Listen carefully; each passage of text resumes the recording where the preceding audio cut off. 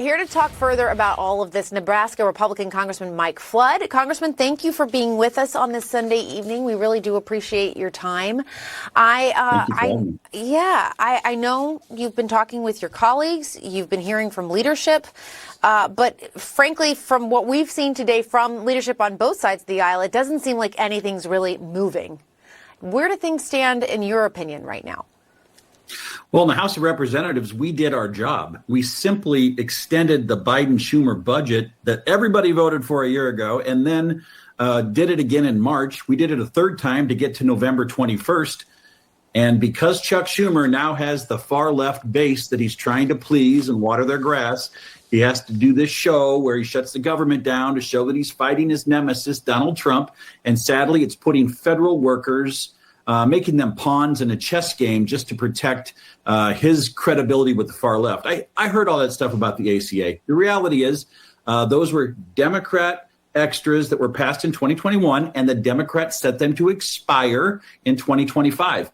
We've got people in the Republican Party that see some value there, but I will tell you, there's a lot of fraud in that program. There's a lot of folks out there that are making pretty decent money, and they're paying $2.50 a month for their health insurance.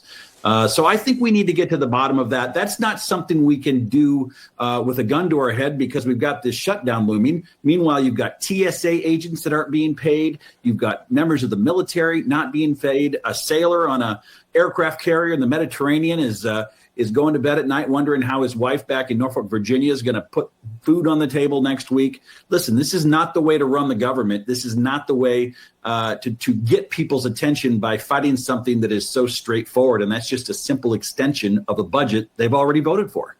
And on your note with the fraud, the Biden administration did acknowledge that there was fraud. They took some steps to combat it. And I hear you that you want to look into that further.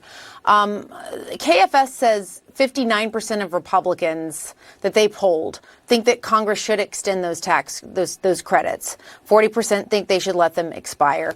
I think, and I've talked to some, as you know, Republicans, some of your Republican colleagues who are interested in having that discussion.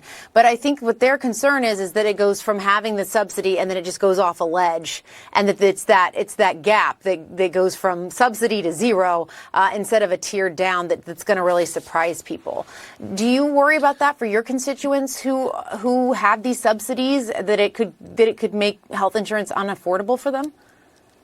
Well, I think that we need to sit down and understand who's on what in each state. I do know there are folks in Nebraska that are using this program and they need it, right? So I'm the chair of the Main Street Caucus. We have several of our members. We have 86 members, and I think 13 of them have already introduced a bill that works to amend and improve and continue and extend some of those tax credits. But look at what Democrats have put in the crosshairs in the meantime. So right now we have no women, infant, and children funding. That's all been impacted.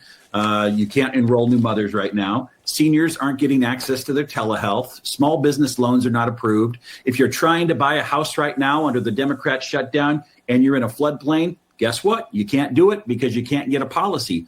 Why put everything on the table? And by the way, I'm one of the Republicans that has always voted to fund the government. Even when more than 100 members of my party were holding out for some policy goal or playing chicken with a train, I always voted, even with Democrats, to fund the government. So for me, I think I have a lot of credibility on this issue. We should never not fund the government because we're trying to get some other policy outcome. And I'm very proud of the fact that Speaker Johnson put a clean extension of funding on the table with no poison pills, no tricky games. All of this could have just happened. We could be talking about putting a mainline budget together, but sadly, this is politics. Democrats are trying to show their base that they're fighting President Trump.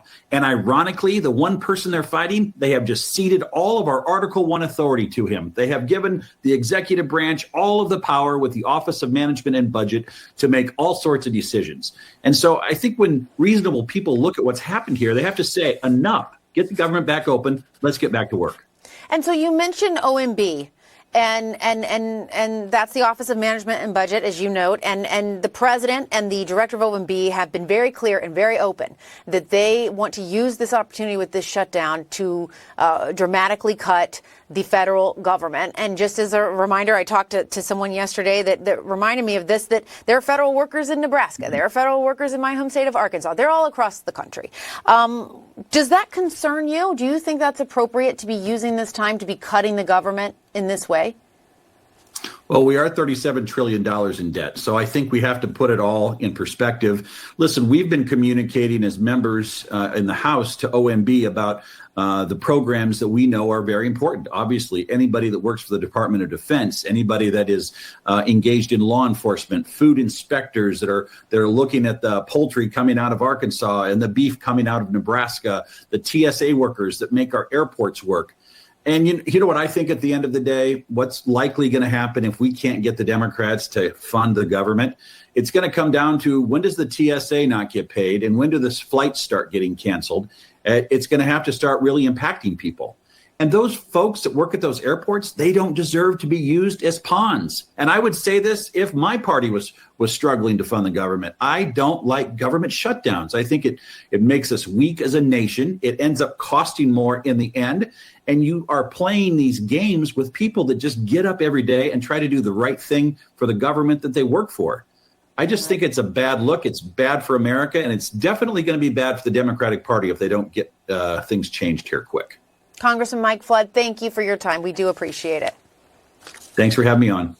Still ahead.